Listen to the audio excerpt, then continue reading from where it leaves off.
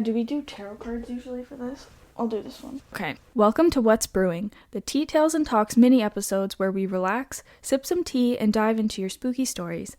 Think of it as a little bestie hangout in podcast form, where we chat about the eerie, the unexplained, and everything in between. So light a candle, get comfy, and let's see what's brewing this week. My nose is stuffed up.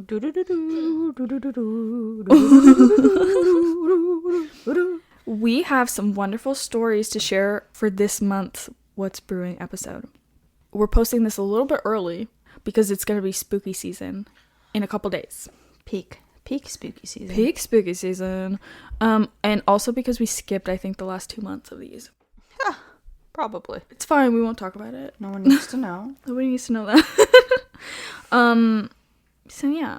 So we thought it would be fun to share some extra spooky stories. So stay tuned for a little treat or trick coming later this month. Yeah. Okay, but first, what are we sipping on today? I know we said we were sipping on tea, but we're not sipping on tea this brewing episode. I'm sipping on a pumpkin spice latte. Peak Leo pumpkin spice season. Let me tell you. Spooky season drink. I'm sipping on a chai latte. Classic. Yup. Classic. Honestly, classic. Classic for me also. Yeah. So I'm pumpkin, you're chai. Yeah. Just we fit. The fall flavors going together. Just so How freaking cute. wow. Okay. Oops. Whoa. Well. I'm pulling it. We didn't even get the shuffle sound effect. It was just the of the opening of the box. I'm pulling a card for this episode. We haven't done it in a little while, actually, even in our main episodes.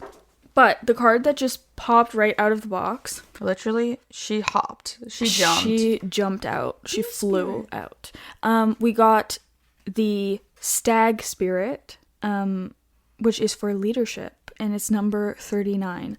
This is using the Sacred Forest Oracle deck. It's one of my favorites, and it's so beautiful. The imagery is great. I'm trying to find the stag in the book. 112. What's it mean? All right, team. Okay. A majestic stag stands atop a mossy knoll. His nobility and grace are palpable. You can see fog form around his nostrils with his every exhalation. He does not need to announce his might. Simply and utterly, he is powerful without words or proclamation. Ooh. In many traditions, the exclusive and mysterious white stag is considered king of the forest. I have a funny thing to tell you about a stag later. With his noble antlers and his proud stance, he carries a commanding energy. This card will call you to claim leadership of your own life.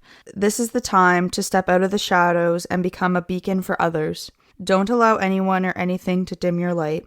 You may even be asked to take on a position of authority. Even if you have been in the background in the past, this is your time to step up and shine. Remember that a leader isn't necessarily defined by age, status, or income. A true leader is somebody who is commanding, passionate, and motivating. They have a vision and are able to make decisions with clarity and strength. The greatest leaders are those who know how to serve and act as stepping stones for others to reach their dreams. You empower others by simply being who you are, and who you are is enough. Are you willing to step into the light and be a leader for others? In European folklore, a white stag signifies extraordinary adventures. In others, the stag is a fairy beast that represents a quest for spiritual wisdom. These themes may appear in your life in the near future. The spirit of a stag says, you inspire others to greater heights. Step into leadership in your own life. You are a beacon for others. Shine in your own life. Be gentle with yourself and others. However, do not play small. Take action. This is your time. Step up. Oh my god!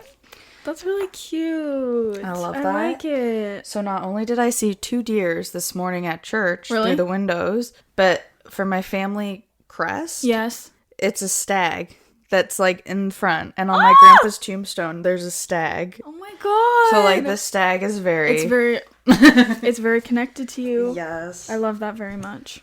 Shall we do... Okay, I'll do one more just so that we can get our shuffling sound. Mm-hmm. But, I really like that. That's so cool. I'll get ready for the next one. Okay, guys, we're shuffling again. Ooh. Oh, she's out. She's out. Okay, this deck is very vocal today. Okay, this time we got Starry Night, meaning acceptance, and it's number 41. Intriguing. Starry Night, wow. It's so beautiful. Through the pine burrows, 1,000 stars shine brightly overhead. In the stillness of the night, you can hear the soft songs, each star with its own melody, all notes coming together as one glorious song. You feel your spirit rise as this canticle of the cosmos showers down on you. You know that you have a place on the planet that is unique and remarkable. Allow blessings of the Creator to cascade into your being. You are so very worthy of all this grace and so much more. Embrace all parts of yourself. Accept your majesty. There are times when it may be a challenge to fully accept yourself just as you are. Yet when you don't honor all parts of yourself, you are denying yourself a full experience of life. There are no wrong experiences. Each one allows you to grow as a spiritual being.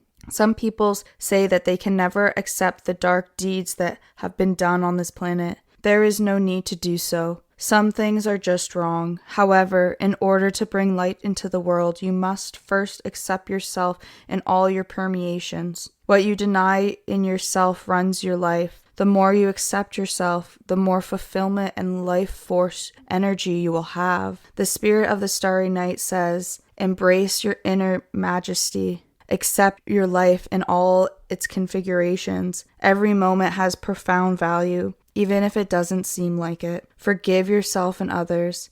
Accept all that life has provided, and harmony will ensue. I really love that one. The back of the deck, okay, listen, I'm just saying. It's maple spirit with a beautiful red maple, and it says generosity, and it's number 23. And if you know anything about me, 23 is like super...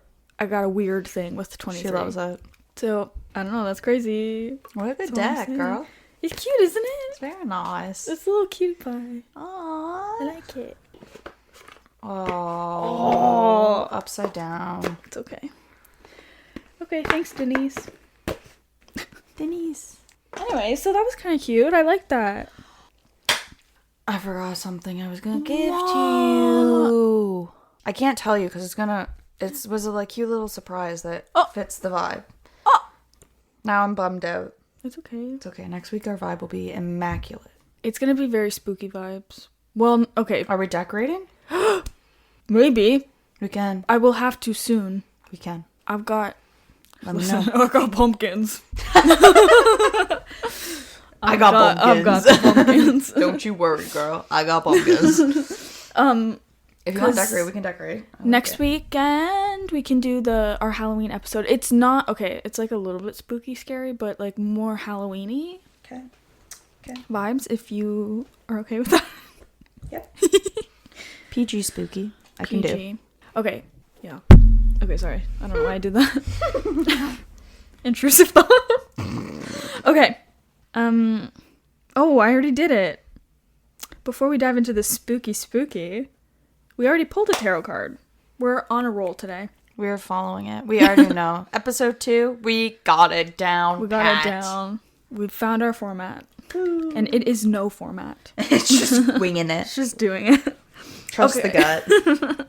So our first story for today is from our wonderful friend Catherine over at I Scream You Scream podcast. Woo! If you don't know them, you need to know them. Go check them out. That's I Scream You Scream podcast. You can pause and go listen to them. Yes.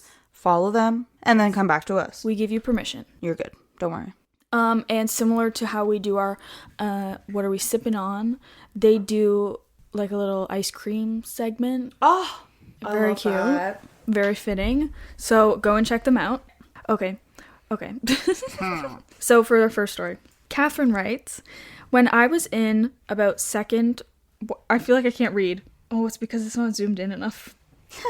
I'm blind. What is yours at? 125. Oh, scheisse. I'm at 100. Oh. And I have a bigger iPad than you. Yeah. I gotta get my eyes checked. Mm-hmm. It's not good. Okay, Catherine writes, when I was in about 2nd or 3rd grade, I was sitting at the kitchen counter just casually chatting with my parents, brother, and brother's friend before dinner. I think I was coloring or doing an activity book or something like that, but I was not really paying attention to what was going on. It was relatively cool for a summer evening, so all the windows were open, but there was no breeze. I mentioned the lack of breeze because all of a sudden, out of nowhere, we heard the back door swing open, then slowly fall closed. Everyone stopped talking and looked around confused. My mom said, "What in the world was that?" and went over into the laundry room where the back door was to check to see if someone was there, but no one was. Without looking up from whatever I was working on, I casually said, "Don't worry, it was just Grandpa stopping in to check in on us." My parents were silent and just looked at each other. What I didn't know at the time was that that day was the anniversary of the day my mom's dad had died several years prior, before my brother and I were even born. Girl, I literally just got freaking goosebumps. No way. Definitely going into one of our spooky archives. Yes. That's a good one. I love stories like that. Also, the way that kids are just like... I can't. I'm so like... Kids have no filters. They're like, what do you mean that's like not a normal thing to... Like, what do you mean you don't, just know that? You didn't just see? You didn't see that? Yeah. Wow. Really good. And like fully, totally like involved, like consumed by the like coloring book or activity book, and then being like, it's just Grandpa, don't worry about it. Like, who you don't even know, never met. The most casual thing in the world. I love Catherine, it. Thank you so much for that one. Thank you. We love it. Got goosebumps. Appreciate you. All right. Second story is from Reddit. We love it. Reddit reads. Okay. This is a direct excerpt. Quote for quote. Quote for quote. This is not Mackenzie. This is our Reddit writer. So many things. LOL. Where to begin? I lived in an apartment where someone killed themselves. Okay. That's a good starting point. Now, I didn't know this for a long time. There was a large, dark shadow looking around my room when I was sleeping one night. A shadow running down the hall and always present when I was in the bathroom. Like something was staring at me very intently. We found out that someone had killed themselves when we were moving out, and the carpet was being replaced. There was a vast pool of blood, or a stain of blood on the ground.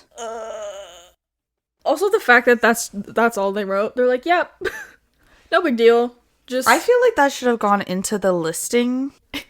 Yes. Possibly haunted. Maybe also we should have replaced the carpet sooner. Maybe also we replaced the subfloor too. Yeah, to maybe just clean it a little bit. Get rid of the blood. Yeah. And that there's no energy there. Right? A preface for this apartment would have been nice. Yeah, I don't think I would enjoy finding that out as I was moving out. Yeah. Because it says they were moving out. I wonder how long they lived there. Yeah, that would be interesting to know, but a shadow running down the hallway. And staring at them when they were going to the bathroom. Bathroom ghost. Spooky. I told you. Hey, I had a toilet ghost. Yeah, you did. Oh my gosh. Maybe it's the same one. They're just going from He's everywhere.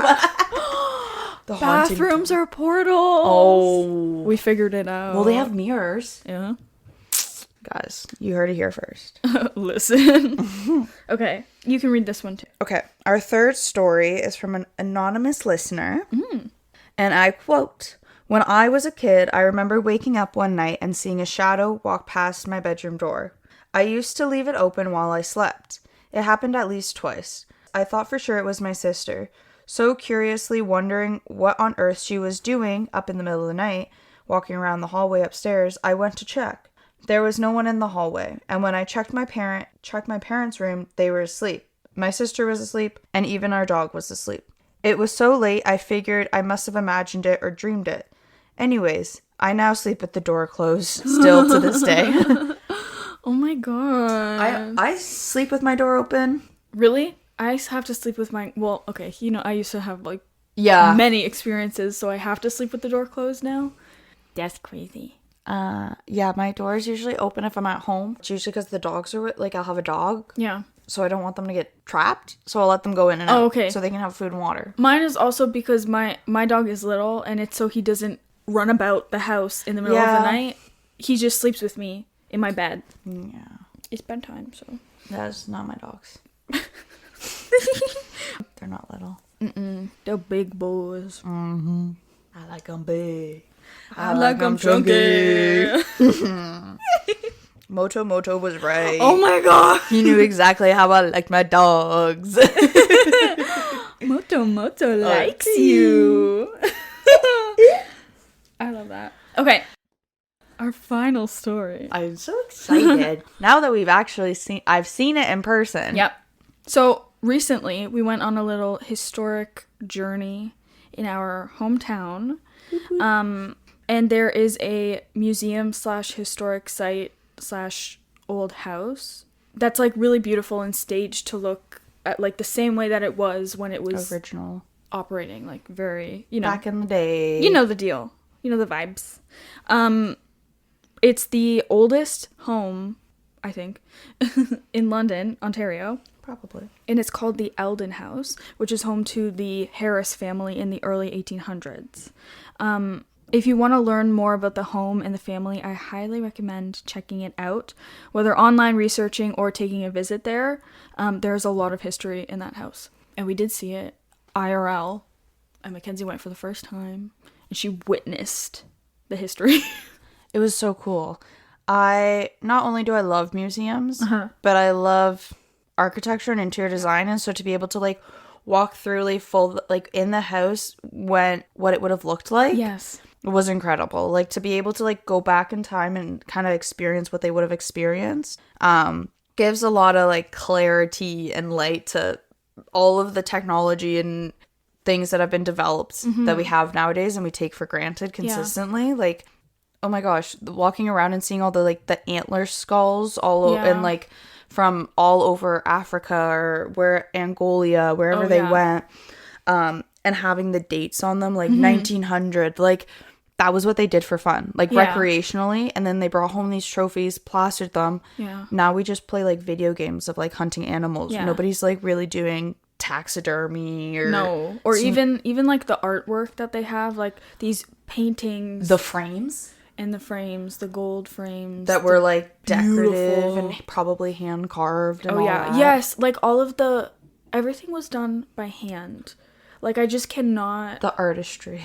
And, like, how much, like, obviously you put energy into it, like, physical, like, effort. Blood, but also, like, tears. Your literal energy is, like, when you're working on something like that, you're putting your own, like, essence, basically, into it. Mm-hmm.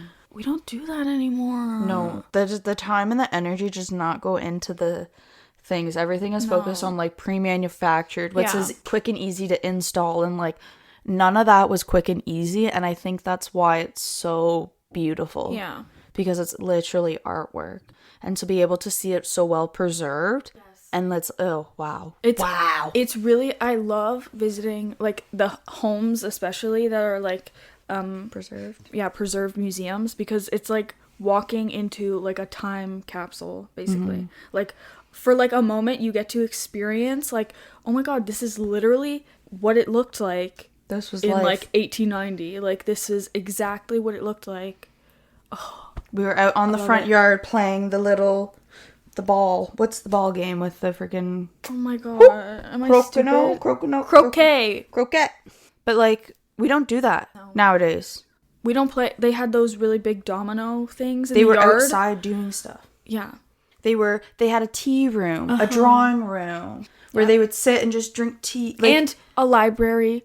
They had the designated library. They had the servants' quarters. Don't forget that. We don't need servants anymore. Listen. We can do stuff for ourselves. We don't agree with that, but it was still interesting to see how times have changed. All the bells for the different rooms, and they had different rings, so you know what room where to go and who needed what. Not who needed what necessarily, but where to go. Like so cool. They don't do that nowadays. No. So that houses at that time. Also, this was like a very wealthy family. Yeah, where they could afford to go poaching in Africa and bring back antlers and like an elephant foot. Like, yes. They were very well off, the Harris family. But very interesting nonetheless. So the history isn't the only thing in this house. There is also said to have been a lot of spirits there as well. Many people have stories and encounters. Some people have even taken photos of strange orbs in the house. Where are our orb photos, girl? I don't know. We should check. We should, honestly, we should look a little closer in all of our pictures. Yeah, because we took a shit ton. Do you think it needs to be on like a maybe with proper flash or something? DSLR or whatever? Or that. Sometimes I see orbs. No, I don't. Sometimes I'll catch them like on camera, but it's usually with flash. Yeah, because they need to reflect off something. Yeah, it's something like that. Well, I don't know. I mean, I was going to say I see stars sometimes, but that's usually... little flashes? Coughing. Oh. You mean you get like lightheaded? Yeah. Yeah, I get lightheaded from like asthma and shit. Right. But yeah. Yeah, cool. That's not what I meant, but yes. I understand. I get it. I'm just trying to be relatable, guys. Okay. So, I've been there a couple times, but I've never seen anything. We didn't see anything when we went either. I don't remember being like, oh, Sarah, that was a ghost. I saw it. Did you see that person walk by? No, it was too... There was a lot of people. There were a lot of people. So maybe if we went at like a quieter time. Yeah. A spookier time. Yeah. I think that they do stuff for Halloween. We can see if... Ooh, that'd be fun. So, okay, the one thing that I will say about the house is that there's definitely, like, you can feel the different vibes and atmosphere in each room. Like, there is a feeling, right? Like, it just, you just feel it. I also think it could go back to, like, every room had a very specific purpose. Yes. And there was a sole reason why you would be in that room. Yeah. And that room then fits that energy. Yes. So, like, the drawing room and the green, like, had very... specific yeah. And like the library had a very like specific like focused energy to it, where like the tea room, the morning room was more of a relaxed kind of early morning loungy, loungy in a formal lounging way. Yes. That makes sense. Yeah but yeah, very interesting. Even the upstairs was crazy. Each bedroom had its own energy. The nursery had its own energy. Bathroom. Yeah, the bathroom, even the servants' quarters. The dressing room area, too, where they would have had, like, the shaving. The shaving area. The potty chair. The potty chair. There's a specific name for it. Yeah, I don't know what it is. I forget it, but that's okay. That's fine. The chair that is a toilet. The chair that is a toilet. But the current... The sewing machine. And the sewing machine. The Singer. Sewing machine. Can you believe that Singer is that old? Like, hundreds of years old. I've got one, not 100-year-old one, but... An old one? No. Oh. A new one, but it's Singer. They just don't die. Anyways, they're good.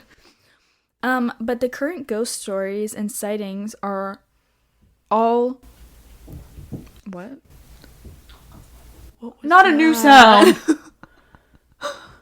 Actually, what was that? That sounded like a scratch. Okay.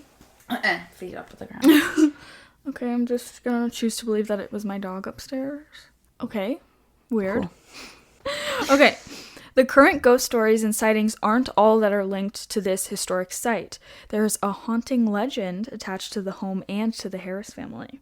Do you know this story? I don't, actually. Have you heard? Okay. I'm surprised I haven't. Growing up and being born and raised in a London family royalty, in a way. Yeah. Nope. So, I remember this... Okay, this... I want to say this is probably also one of the things that got me into, like, the spooky. Like, apart from, like, seeing ghosts, basically, my whole childhood. Like, hearing... This story? We went on a field trip here. Like, I had to have been, like, 8 or something. Everything happened when I was 8. What a year. It stuck with me because I'm like, no way. Like, other people have actually, like, experienced this stuff. And it's, like, documented. Like, they keep talking about it. Okay, this is the story. The eldest Harris daughter, Sarah Harris, another Sarah. Are Sarahs spooky or what? What a name. What a name, girlfriend. Sarah Harris was becoming acquainted with a young British Army officer who had been stationed in London at the time. The Harris family hosted many parties for visiting officers. Yeah, they did. Sarah invited Wenman Wynett to attend, and Wynett promised her that he would be there. The night of the party, in 1841, Sarah waits for Wenman for a long time while wondering where he could be, wondering if he'd even show up at all. Just after 10 p.m., he shows up. Sarah went to greet him, but Wenman did not even react to her. He continued to pass into the dining room where he seemingly disappeared into thin air, causing great confusion amongst the guests. The next morning, a search was dispatched to look for the young soldier. His body was discovered floating in the middle of the Thames River covered in sand. His pocket watch had stopped at the exact moment he entered the party at 10 p.m. While Goosebumps again, some people think that it was Wenman's spirit that had shown up to the party, others think he could have been possessed, potentially. Nevertheless, people still claim to see him today, walking in the door and through the dining room and suddenly disappearing. Oh my god. I just, like, every time I think about it, I just, like, hear it when I was 8 years old. Like, I hear the story of them saying, so a little more, like, they found his body, but what they kind of thought happened was that he was on his way to the party at nighttime or whatever, on his horse, along the Thames, and he fell off the horse, and he hit his head on a rock, and he died. So his body was floating in the Thames, and then they found him, but his, like, pocket watch had stopped at the exact when it time hit the water that he entered the party. So, like, did he immediately he died and then he was at the party? Was his spirit, like, not aware that he was dead and he's just like, I gotta go. Like, what do you mean? I've got somewhere to be. Like, that's crazy, isn't it? I never heard that story before. I have grown up in this city my entire life. My mom too. I think she didn't really, I don't think she knew about it either. We got our little blinders on, guys. Maybe you have heard it and it just didn't stick, but for me, for some reason, I'm, like, constantly thinking about it. I think this would have stuck with me, girlfriend. Maybe. I'm like you. I would have been like, obsessed with it. Isn't it cool? I love it. Anyways. Yeah. Those are some pretty spooky stories that we are definitely adding to our spooky archive collection. Yep. And if you guys listening have any of your own paranormal stories that you would like to share and have featured on an upcoming episode, please send them to our teatalestalks@gmail.com, or you can submit them through our spooky stories submission form in our link tree on our Instagram. Yeah! We would love to hear from you guys and any little thing. Even if you want to comment on a story we've told. Yeah. Send it our way. We'd love to hear from you. I've had people say, my story isn't long, or, like, it's not really a big thing, or, like, it's kind of boring. We don't care. I want to hear it all. I want to hear about your ghost cat, or a cool breeze that hit you, or chills that you got when you were walking into the basement. We want to hear all of it. Anything. Send it our way. Yep. And as always, our spooky ooky listeners, stay spooky and don't let your tea get cold.